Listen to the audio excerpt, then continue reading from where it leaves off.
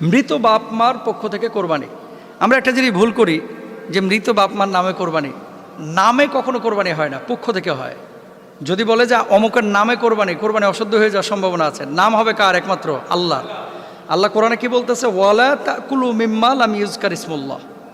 আল্লাহর নাম ছাড়া কোনো পশু যদি কেউ জবাই করে এটা খাওয়া যাবে না কিন্তু, এবং ওই পশুটা মুসলমানের জন্য খাওয়া হারাম। এবার আসেন আরেকটা দলিল নেন। আল্লাহ তাআলা কি বলছেন? ইন্না সলাতি অনুসুকি ও মাহিয়া ও মামাতি লিল্লাহি রাব্বিল আলামিন। আমার নামাজ, আমার কোরবানি, আমার জীবন, আমার মরণ একমাত্র কার জন্য? আল্লাহর জন্য। এখন আল্লাহর জন্য আপনি কোরবানি দিচ্ছেন। আমরা একটা স্পেলিং ভুল করে থাকি যে আমার নামে কোরবানি, দাদির নামে কোরবানি, বাপের নামে কোরবানি। না, কারো নামে কোরবানি হবে না, তার পক্ষ থেকে হবে। মিন্নি, মিনহুম, মিনহা, মিনহু। কথা বুঝতে পেরেছেন? মানে আমার পক্ষ থেকে, তার পক্ষ থেকে, তাদের পক্ষ থেকে, তাহার পক্ষ থেকে, এটা হতে পারে। কিন্তু তাহার